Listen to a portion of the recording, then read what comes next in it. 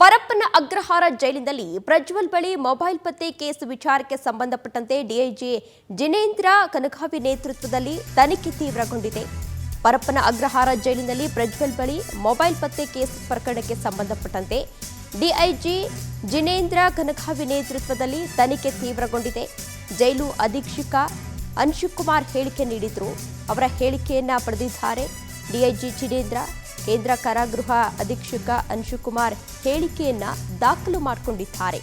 ಬ್ಯಾರಕ್ visit ವೇಳೆ ಯಾವುದೇ ಅಕ್ರಮ ಕಂಡು ಬಂದಿರಲಿಲ್ಲ ಅಂತ ಹೇಳಿದ್ರು.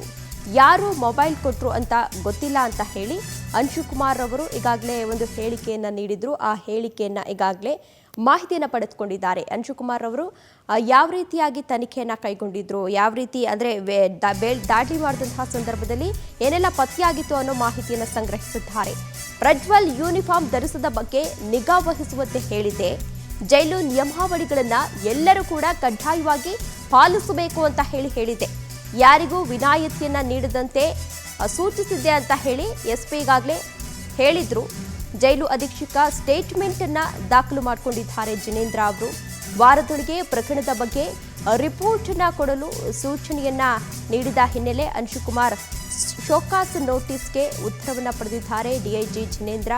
3 ದಿನಗಳಲ್ಲಿ ಜೈಲು ಡಿಐಜಿ ಮತ್ತು ಸಾಕ್ಷಿಗಳ ಸಂಗ್ರಹವನ್ನ ಮಾಡಲಾಗುತ್ತೆ. ಜಿನೇಂದ್ರ ಅವರು ಮಾಡಲಿದ್ದಾರೆ. ಆ ಬಳಿಕ ಜೈಲು ಅಕ್ರಮದ ಡಿಜಿಪಿಗೆ ವರದಿಯನ್ನ ನೀಡಲಿದ್ದಾರೆ ಡಿಐಜಿ ಜಿನೇಂದ್ರ ಅವರು ಎನ್ನುವ ಮಾಹಿತಿ ಸಿಗ್ತಾ ಇದೆ. ಅಧಿಕಾರಿಗಳು ದಾಳಿ ಮಾಡಿದಂತಹ ಸಂದರ್ಭದಲ್ಲಿ ಪ್ರಜ್ವಲ್ ರೇವಣ್ಣ ಅವರ ಬ್ಯಾರಕ್ನಲ್ಲಿ ಮೊಬೈಲ್ ಪತ್ತೆಯಾಗಿತ್ತು, ಸಿಮ್ಗಳು ಪತ್ತೆಯಾಗಿತ್ತು, ಅದರ ಜೊತೆಗೆ ಪೆನ್ ಡ್ರೈವ್ಗಳು ಕೂಡ ಪತ್ತೆಯಾಗಿತ್ತು. ಆ ಕೇಸ್ ವಿಚಾರಕ್ಕೆ ಸಂಬಂಧಪಟ್ಟಂತೆ ಸಾಕಷ್ಟು ಆಕ್ರೋಶಗಳು ಕೂಡ ವ್ಯಕ್ತವಾಗಿತ್ತು. ಒಬ್ಬ ಆರೋಪಿಯ ಬಳಿ ಈ ರೀತಿ ಮೊಬೈಲ್ ಪತ್ತೆಯಾಗೋದು ಎಷ್ಟರ ಮಟ್ಟಿಗೆ ಸರಿ, ಕಾನೂನು ಸುವ್ಯವಸ್ಥೆ ಎತ್ತ ಸಾಗ್ತಾ ಇದೆ, ಅಲ್ಲಿನ ಅಧಿಕಾರಿಗಳು ಏನು ಮಾಡ್ತಾ ಇದ್ದಾರೆ ಅಂತ ಹೇಳಿ ಸಾಕಷ್ಟು ಆಕ್ರೋಶ ವ್ಯಕ್ತವಾಗಿತ್ತು. ಅದೆಲ್ಲವನ್ನ ಕೂಡ ಈಗಾಗಲೇ ವಶಪಡಿಸಿಕೊಂಡು ವಿಚಾರಣೆಯನ್ನು ನಡೆಸ್ತಾ ಇದ್ದಾರೆ. ಅವರಿಗೆ ಮೊಬೈಲ್ ಕೊಟ್ಟಿದ್ದು ಯಾರು, ಆ ಮೊಬೈಲ್ನಲ್ಲಿ ಯಾರೆಲ್ಲ ಜೊತೆ ಅಂದರೆ ಯಾವ್ಯಾವ ವ್ಯಕ್ತಿ ಜೊತೆ ಅವರು ಮಾತನಾಡಿದ್ರು ಅನ್ನೋ ಎಲ್ಲ ಆಯಾಮಗಳಲ್ಲೂ ಕೂಡ ಈಗಾಗಲೇ ತನಿಖೆಯನ್ನು ಕೈಗೊಂಡಿದ್ರು. ಅದರ ಬೆನ್ನಲ್ಲೇ ಡಿಐಜಿ ಜಿತೇಂದ್ರ ಅವರು ಅನ್ಶುಕುಮಾರ್ರಿಂದ ಕೆಲವೊಂದಷ್ಟು ಮಾಹಿತಿಯನ್ನು ಕಲೆ ಹಾಕಿದ್ದಾರೆ. ಇದೇ ವಿಚಾರಕ್ಕೆ ಸಂಬಂಧಪಟ್ಟಂತೆ ಹೆಚ್ಚಿನ ಡೀಟೇಲ್ಸ್ ಅನ್ನು ನೀಡಲಿದ್ದಾರೆ ನಮ್ಮ ಪ್ರತಿನಿಧಿ ವೆಂಕಟೇಶ್. ವೆಂಕಟೇಶ್, ಇದೀಗ ಪ್ರಜ್ವಲ್ ರೇವಣ್ಣ ಅವರ ಬ್ಯಾರಕ್ನಲ್ಲಿ ಒಂದು ಮೊಬೈಲ್ ಪತ್ತೆ ಪ್ರಕರಣಕ್ಕೆ ಸಂಬಂಧಪಟ್ಟಂತೆ ಯಾವ ರೀತಿ ಸಾಗ್ತಾ ಇದೆ ತನಿಖೆ? ಡಿಐಜಿ ಅಧಿಕಾರಿಗಳು ಏನು ಹೇಳಿದ್ರು, ಏನೆಲ್ಲ ಮಾಹಿತಿಯನ್ನು ಕಲೆ ಹಾಕಿದ್ದಾರೆ?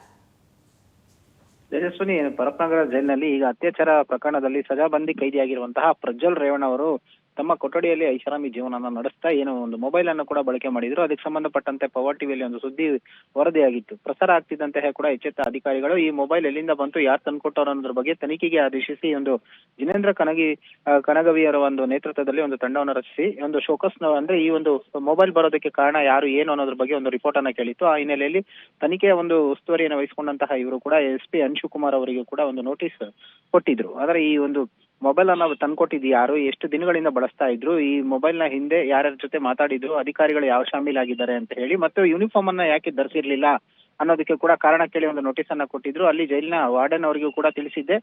ಎಲ್ಲಾ ಕೈದಿಗಳಂತೆ ಕೂಡ ಅವರು ಕೂಡ ಒಂದು ಯೂನಿಫಾರ್ಮ್ ಅನ್ನ ಧರಿಸಬೇಕು ಅಂತ ಹೇಳಿ, ಆದ್ರೆ ಯಾವಾಗ ಲೋಪದೋಷಗಳಾಗಿದೆ ಅನ್ನೋದ್ರ ಬಗ್ಗೆ ಗೊತ್ತಿಲ್ಲ ಅನ್ನುವಂತ ಒಂದು ಹೇಳಿಕೆಗಳನ್ನು ಕೂಡ ಕೊಟ್ಟಿದ್ದಾರೆ. ಸದ್ಯ ಅವರು ಕೊಟ್ಟಂತಹ ಶೋಕಸ್ ನೋಟಿಸ್ಗೆ ಈಗ ಅವರ ಸ್ಟೇಟ್ಮೆಂಟ್ ಗಳನ್ನ ಕೂಡ ದಾಖಲಿಸಿಕೊಂಡಿದ್ದಾರೆ. ಇನ್ನು ವಿಚಾರಣೆ ಕೂಡ ಆಗ್ತಾ ಇರುವಂತದ್ದು. ಅಂದ್ರೆ ಪ್ರಮುಖವಾಗಿ ಮೊಬೈಲ್ ತಂದ್ಕೊಟ್ಟವ್ರು ಯಾರು, ಎಷ್ಟು ವರ್ಷಗಳಿಂದ ಬಳಸ್ತಾ ಇದ್ರು, ಎಷ್ಟು ಯಾರ್ಯಾರಿಗೆ ಕಾಲ್ ಮಾಡಿದ್ರು, ಈ ಸಿಮ್ ಕಾರ್ಡ್ ಯಾರ ಹೆಸರಿನಲ್ಲಿದೆ, ಮೊಬೈಲ್ ತಂದ್ಕೊಡೋದಕ್ಕೆ ಯಾರು ಮುಖ್ಯವಾಗಿ ಒಂದು ಪಾತ್ರವನ್ನು ವಹಿಸಿದ್ರು ಅನ್ನೋದ್ರ ಬಗ್ಗೆ ಕೂಡ ಕೆಲವು ವಿಚಾರಗಳನ್ನ ಒಳಗೊಂಡಂತಹ ಒಂದು ತನಿಖೆಯನ್ನ ಈಗ ನಡೆಸ್ತಾ ಇರುವಂತದ್ದು. ಸದ್ಯ ಈಗ ಒಂದು ಶೋಕಸ್ ನೋಟಿಸ್ಗೆ ಅವರು ಉತ್ತರವನ್ನು ಕೊಟ್ಟಿದ್ದಾರೆ. ಉಳಿದಂತೆ ಇವರಲ್ಲಿ ಯಾರಿಗೆ ತಲೆದಂಡ ಆಗುತ್ತೆ ಅನ್ನೋದನ್ನು ಕೂಡ ನೋಡ್ಬೇಕಾಗಿರುವಂತದ್ದು.